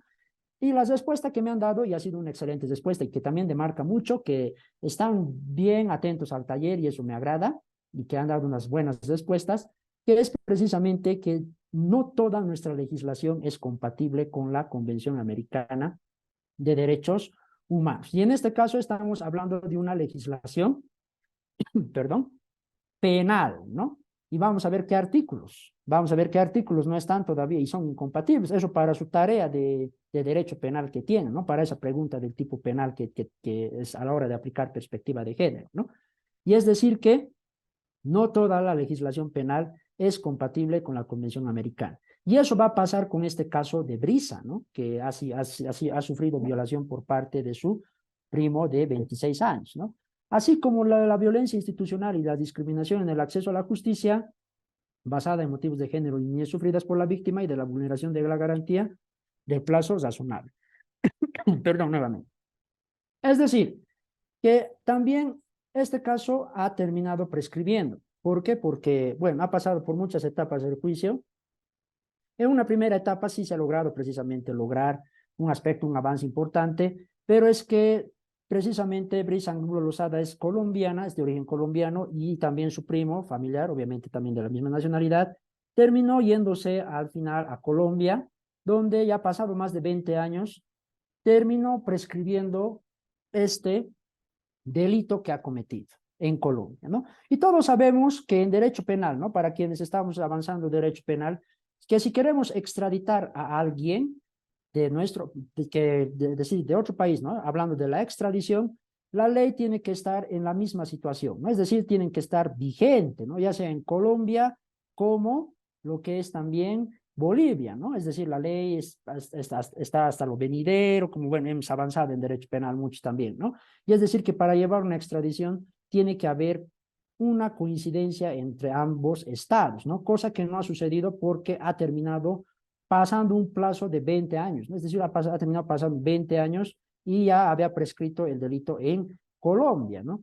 Por ese motivo, esto llevó a la Corte a concluir que Bolivia violó los artículos 5.1, 5.2, 8.1, 11.2, 19, 24 y 25 de la Convención, mejor dicho, Americana de Derechos Humanos, en relación con los artículos 1.1 y 1 y 2 del mismo instrumento y los artículos también 7b, 7c, 7e y 7f de la Convención de Belém do Pará, que hemos mencionado que es una de las convenciones más importantes en lucha contra la violencia contra la mujer, ¿no? Como podemos ver y notar precisamente, aquí podemos darnos cuenta qué es lo que ha sucedido para que este caso sea emblemático y al mismo tiempo también sea en esta situación, ¿no? Por ese motivo podemos notar, ¿no? Algunos aspectos importantes referidos a lo que es precisamente el plazo razonable. Pero no nos vamos a enfocar solamente en el plazo, sino también nos vamos a enfocar en lo que es precisamente, a ver un momentito, voy a borrar esto, nos vamos a enfocar en lo que es un detalle importante y es que es por algún motivo que no es compatible, ¿no? ¿Por qué no será compatible? Vamos a ver por qué no será compatible ese artículo con la Convención Americana. Vamos a verlo, ¿no? En su sentencia, la Corte subrayó que el caso trata sobre la violencia sexual cometidas contra una niña de 16 años y que por lo tanto era necesario que fuera abordado desde una perspectiva de la interseccionalidad entre género y niñez. Por otro lado, la Corte consideró que la duración del proceso penal por casi 20 años, sin que a la fecha exista una sentencia firme, configuró una violación del plazo razonable de la investigación y juzgamientos relacionados con la violencia sexual en cuestión. Bueno, seguimos hablando del plazo aquí, ¿no? Pero vamos a ir a un punto importante, ¿no? Adicionalmente, el tribunal consideró que las disposiciones normativas penales, es decir, nuestra legislación penal relacionadas con la violencia sexual, deben contener, y este es el punto importante, y esta es la respuesta de por qué no es compatible nuestra legislación con la Corte Interamericana, que los delitos de violación, violencia sexual, estupro también, como se podría mencionar, incesto también, como podríamos mencionar, no contiene la figura del consentimiento. Y esa es la palabra clave, queridos y queridas estudiantes, para que puedan comprender por qué no es compatible nuestra legislación penal con la Convención Americana de Derechos Humanos, que precisamente simplemente nos cerramos a lo tradicional, ¿no? Del hombre, de la amenaza, de esas situaciones, pero no se centra en el consentimiento, ¿no? Es decir, que ese es un aspecto que es el eje central por el cual no es compatible. Por ese motivo, para que se perpetúe una violación, no se debe exigir la prueba de amenaza, uso de la fuerza o violencia física, bastando para ello que se demuestre mediante cualquier medio probatorio idóneo que la víctima no consintió con el acto sexual. Destacó que solo se puede entender que hay consentimiento cuando éste haya manifestado libremente mediante actos que, en atención a las circunstancias del caso, expresen de manera clara la voluntad de la persona, ¿no? Y ese es un punto también importante. Es decir, que estamos hablando del consentimiento. Los delitos de violación, la Corte Interamericana ha sacado su sentencia, y en su sentencia ha demarcado que en Bolivia el delito de violación, tanto como el de estupro, no están demarcados con lo que se refiere a un eje central a partir del consentimiento. Y ese es motivo por lo cual no es compatible esta legislación con la Corte o con la Convención Americana de Derechos Humanos, ¿no? Y para eso, por eso precisamente, quien ha sido víctima de esta situación ha sido Brisa Angulo Rosado. En cuanto al caso concreto, la Corte reiteró que no se puede hacer referencia al consentimiento de la víctima para sostener relaciones sexuales cuando el agresor ostenta una figura de autoridad sobre la víctima, debido a que se genera una desigualdad de poder que se agrava con la diferencia de edades entre la víctima y el victimario, ¿no? Y es decir que, por otra parte, el tribunal consideró que el tipo penal de estupro, tal como previsto en la legislación de Bolivia, resulta incompatible con la Convención Americana. Es decir, que nos estamos refiriendo a este tipo penal del estupro. Es decir, que aquí es donde se encuentra esa incompatibilidad, todo en base a lo que no se aplica el eje central del consentimiento, como hemos mencionado anteriormente, ¿no? Y es decir, que la Corte, ¿qué ha pasado al final en este caso? La Corte concluyó que Bolivia incumplió su obligación de garantizar sin discriminación por motivos de género, así como por la condición de persona en desarrollo de la víctima, el derecho de acceso a la justicia de Brisa, ¿no? Ya estamos hablando del acceso a la justicia, como hemos mencionado. Y es decir, que el Estado se ha convertido en un segundo agresor, porque también Brisa ha tenido que pasar por muchas situaciones, ¿no? Le han hecho un examen oncológico, también se menciona que Brisa, al entrar a ese examen oncológico, se ha encontrado con un médico que era hombre y 5 practicantes que también eran hombres. Es decir, hasta se ha terminado de victimizando. ¿Por qué? Porque se ha sentido totalmente en una situación de desventaja y que al punto que prácticamente ha empeorado su situación, ¿no? Cuando le han hecho también el examen oncológico, con donde estaba un médico y 5 hombres, ¿no? Y es decir que por eso precisamente este caso ha terminado también siendo un caso emblemático, ¿no? Es decir que el derecho de acceso a la justicia de Brisa no lo ha hecho el Estado. Adicionalmente, el tribunal consideró que el Estado se convirtió en un segundo agresor al cometer distintos actos de victimizantes que constituyen violencia institucional y deben calificarse teniendo en cuenta la entidad del sufrimiento provocado como un trato cruel, inhumano y degradante, ¿no? Aquí tenemos el artículo, a ver, veamos qué nos dice el artículo 309 del Código Penal, que es estupro, ¿no? Que mediante seducción o engaño tuviera acceso carnal con persona de uno y otro sexo mayor de 14 años o menor de 18 años será sancionado con privación de libertad de 3 a 6 años. Es que ya es menor que la violación, ¿no? Es decir, que en esta figura ya encontramos menos años de castigo, como se podría decir, ¿no? Y es que aquí encontramos algo en relación al consentimiento. Es por ese motivo, ¿no? Estimadas y estimados estudiantes, ¿no? Es decir, que aquí no estamos viendo el consentimiento, no lo encontramos por ningún lado en este artículo. Y es por ese motivo que no hay esa compatibilidad, ¿no? Por ese motivo el tribunal consideró que el tipo penal de estupro, tal como el previsto en la legislación de Bolivia, resulta incompatible con la Convención Americana. Eso con la fuente de la Corte Interamericana de Derechos Humanos, CP 04/2023, ¿no? Y es decir que aquí encontramos precisamente esa incompatibilidad que ha dificultado el acceso a la justicia a Brisa. Y es así precisamente donde vamos a encontrar, queridos y queridas estudiantes, este tema, ¿no? Tan importante para poder comprender esta situación y por qué el acceso a la justicia con perspectiva de género es importante para nuestra sociedad, ¿no? Y para los jueces que también van a estar en esta labor precisamente de aplicar y de aplicar justicia, ¿no? Y es decir que aquí nos damos cuenta de cómo precisamente el bloque de constitucionalidad, los convenios y tratados internacionales también pueden ser parte importante a la hora de resolver y sacar la sentencia de un caso en concreto, ¿no? Y es decir que aquí podemos notar muchos aspectos importantes, en este caso, en el derecho penal, ¿no? Y es así precisamente donde hemos llegado a lo que es precisamente uno de los aspectos importantes, ¿no? Llegando a conocer también la legislación que hemos tenido y que precisamente la perspectiva de género, la cláusula de igualdad sustantiva, el deber de la debida diligencia que hemos visto, es importante a la hora de aplicar también un caso, ¿no? Y tenemos también precisamente algunas estadísticas también importantes, ¿no? Pero, como hemos mencionado, ¿no? Ese es el objetivo principal de lo que es este taller, ¿no? Comprender eso, acceso a la justicia con perspectiva de género, ¿no?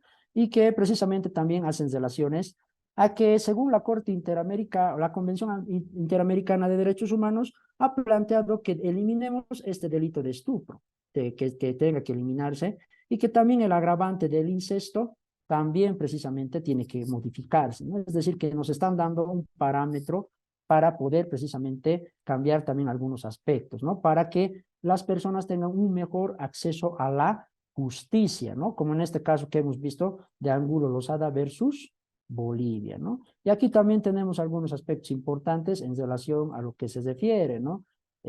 Algunos detalles interesantes respecto a lo que es lo que hemos visto, ¿no? Es decir, comentarios, aspectos interesantes dentro de lo que es precisamente este juzgamiento con perspectiva de género, ¿no?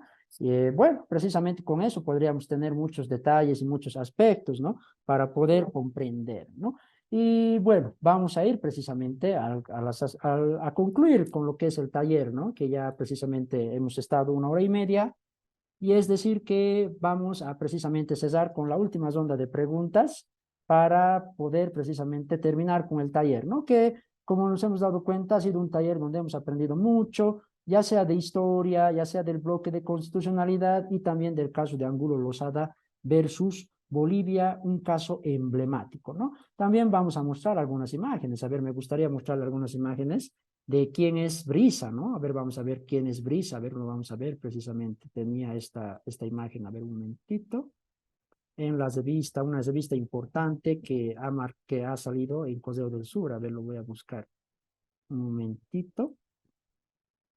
A ver, lo vamos a buscar, la revista Tribunales. Muy bien, aquí tenemos la revista Tribunales. Miren, vamos a poder ver, voy a compartir pantalla.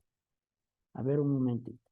Tenemos la revista Tribunales, ¿no? Que es una revista muy interesante en Correo del Sur, que miren, marca el caso de Angulo Lozada, ¿no? Recién salió esta publicación en Correo del Sur, un buen trabajo precisamente de quienes participaron, está entre ellos la doctora María Elena Attard, que precisamente también hizo una participación en esta revista, ¿no?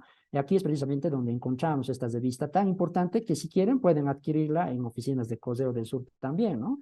También en PDF podemos buscarlo, como en mi caso, ¿no? Y es decir que aquí tenemos a Brisa, ¿no? Que este caso emblemático ha demarcado un antes y un después en la lucha de las mujeres contra toda forma de violencia y discriminación y en ese acceso a la justicia también, ¿no? Y es que Brisa ya tiene más de 37 años, debe tener tal vez ya 38 años, no sé si será esa su edad, pero está por ese rango de edad y que actualmente se ha convertido en una activista feminista que incluso ese día de lo que se podría mencionar, cuando se ha dado el fallo por parte de la Corte, de la Convención y de la Corte Interamericana de Derechos Humanos, estaba rodeado de muchas mujeres, ¿no? Y que lo han celebrado como una gran victoria hacia lo que viene, ¿no? Se ha marcado un estándar, con este caso, importante para aplicar la perspectiva de género, ¿no? Y es un aspecto también que tenemos que tomar en cuenta, ¿no? Las de vista es un aspecto importante, ¿no?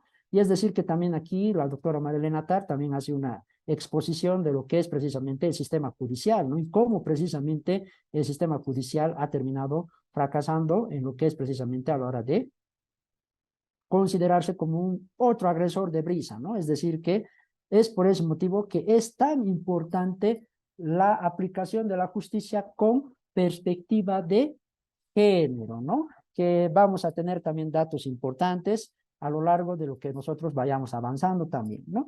Y es por ese motivo que con eso quería cesar precisamente y concluir el taller, ¿no? ¿Qué les ha parecido el taller? ¿Tienen algunas preguntas o qué aspectos tienen?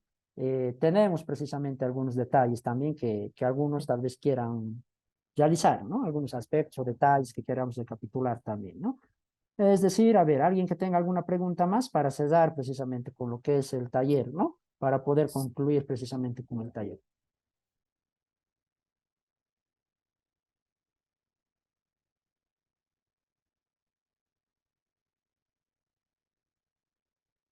Muy bien, excelente, ¿no? Entonces, todo ha quedado claro, hemos visto, hemos analizado casos Doctor, importantes, perdón. casos... Ah, ya, muy bien. Tatiana, ¿no? Sí, doctora, una consulta. Mayormente cuando este último que estaba hablando sobre la perspectiva de género con relación al derecho penal, mayormente se basa más en las mujeres, ¿verdad? Por la lucha de las mujeres. ¿Y qué hay, digamos, por la par, o sea, con los hombres, con el otro que es el tercer, ¿cómo se dice eso de los terceras personas que son del otro sexo? ¿Cómo se llaman? LGTB. LGTB. Sí, o sea, Tercero. ¿cómo, diga, podríamos aplicarlo? Algo a ver si me hago entender más o menos esto. Porque mayormente se habla de las mujeres, ¿verdad? Por la lucha de las mujeres que se ha logrado. Pero ahora, ¿qué hay, digamos? ¿Por qué lo dejan de lado, digamos, a los hombres y al otro grupo?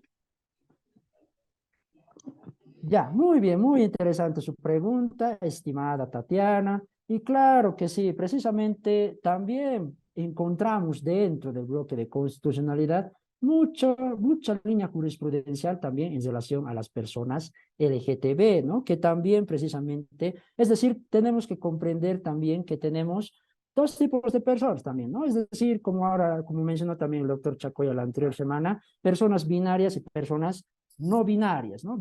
Ya sabemos a qué nos estamos refiriendo, por eso se menciona el término todos, todas y todes, ¿no? Como es el lenguaje inclusivo que también está haciendo un poco más de moda actualmente y que para estas personas también existen estándares importantes y para esa pregunta, ¿no? Es muy importante comprender que tenemos que leer sentencias, ¿no? Es decir, yo he abarcado el tema de Angulo Lozada y así como Angulo Lozada hay muchos casos y eso es un aspecto que yo lo voy a mandar al grupo. Precisamente tengo acá un compendio de lo que es precisamente casos emblemáticos, ¿no? Que ha sucedido a lo largo de lo que es precisamente el desarrollo de nuestra sociedad, que yo lo voy a pasar al grupo para que puedan leerlo, para que puedan analizarlo, que también vamos a encontrar muchas diferencias, ¿no? Respecto también al Código Penal, como hemos hablado, y no solamente también en el ámbito penal, sino también en el ámbito laboral, como también han hablado el día de ayer de una persona, en este caso LGTB, una persona gay, que también puede ser mermado en sus derechos, ¿no? Y es decir que el acceso a la justicia, para responder a su pregunta, es un aspecto que tiene que ver con la interseccionalidad, ¿no? Ya hemos avanzado ese sentido de la interseccionalidad en la primera parte, ¿no? Mencionando que existen muchos sectores que se sienten en desigualdad, ¿no? Mujeres, niños y niñas, tal vez personas indígenas, también tenemos los grupos LGTB, ¿no? Que es una pregunta muy interesante que nos ha hecho su compañera y que todas tienen el derecho a la, todas, todos y todes sería en este caso, tienen derecho al acceso a la justicia, ¿no? Y es por ese motivo que tenemos que mencionar el tipo penal, ¿no? Que obviamente nuestro Código Penal no es suficiente, ¿no? Es decir, ya nos damos cuenta que poco a poco con estos casos ya no llega a ser suficiente, es decir, tiene que marcarse líneas, ¿no? Es decir, tiene que haber una legislación mucho más actualizada para poder tratar estos casos de personas también de LGTB, en este caso no binarias, ¿no? Y para ese motivo es importante entrar en ese contexto de lo que es la Convención Americana de Derechos Humanos, el derecho internacional, ¿no? Que marcan una línea importante para poder aplicar la perspectiva de género, ¿no? Es decir, el acceso a la justicia con perspectiva de género es un deber del Estado, es decir, se tiene que aplicar la debida diligencia, ¿no? Para poder lograr que estas personas no se sientan frustradas en su acceso a la justicia, para responder a su pregunta, ¿no? ¿Ha quedado claro, querida Tatiana? Sí, doctor, me ha quedado claro. Gracias. Muy bien, ¿no? Y es que decir precisamente, voy a ir mandando al grupo, tengo un compendio de muchos casos emblemáticos, que yo lo voy a mandar al grupo, a ver, lo voy a ver, no sé si lo tengo acá o no sé en dónde lo dejé, pero que lo vamos a precisamente también ver, ¿no? Lo vamos a mandar para otros casos, en este caso de personas LGTB también, ¿no? Como vemos, es lindo estudiar el derecho, ¿no? Es muy amplio el derecho, como podemos darnos cuenta qué tan amplio es en el sentido también social, en el sentido también de la discriminación y de esas desigualdades, ¿no? Tenemos también muchos aspectos y muchas líneas, ¿no? Y es por ese motivo que es un tema que tenemos que abordar, ¿no? Y es decir, que el objetivo del taller es ese, ¿no? Ampliarnos, ¿no? De lo que tenemos, ¿no? Sé que en la universidad tenemos contenidos importantes, interesantes, ¿no? Pero que también tenemos que ampliar, es decir, tenemos que ampliarnos en lo que se refiere nuestro estudio, ¿no? Y estos talleres son prácticamente algo muy importante, ¿no? Es decir, el doctor Chacola también hizo una brillante exposición el día de ayer, en la cual también nos enseñó muchas cosas sobre la conciliación, sobre también esto de lo que es la perspectiva de género y cómo los jueces precisamente también están en ese rubro. Y es decir, que hoy en día es necesario complementar nuestro estudio que tenemos en pregrado con estos talleres que nos sirven de mucho para poder actualizarnos a los contenidos que actualmente están siendo tema de debate en lo que se refiere en nuestro país, ¿no? Y lo que se refiere también a la reforma de la justicia, ¿no? Con eso, ¿alguna pregunta más? ¿Alguien más que se anime a preguntar? ¿Algunas preguntas más que tengan para cesar precisamente el taller? ¿Alguien más que tenga alguna pregunta? ¿O ya ha quedado todo claro? Ya ha quedado todo claro, doctor, al menos para mí. Sí, ya Muy quedó todo bien, claro, estimada doctor. Daisy. Muy bien, ¿no? Ha estado muy Quedó- bonito el taller, lo hemos hecho de una manera didáctica, ¿no? Para que se pueda entender, ¿no? Porque sí, doctor. implica mucho conocimiento en derecho constitucional, pero bueno, lo hemos hecho un poquito más adaptado para que todos comprendan, ¿no? Muy bien, entonces, ¿alguien más? Creo que estaba encendiendo su micrófono, ¿no? O que es precisamente para mencionar que ha quedado claro, ¿no? Entonces, tenemos precisamente esta situación, ¿no? Que ya hemos mencionado, ¿no? El caso de Angulo Lozada, la cláusula de igualdad sustantiva y también el bloque de constitucionalidad, ¿no?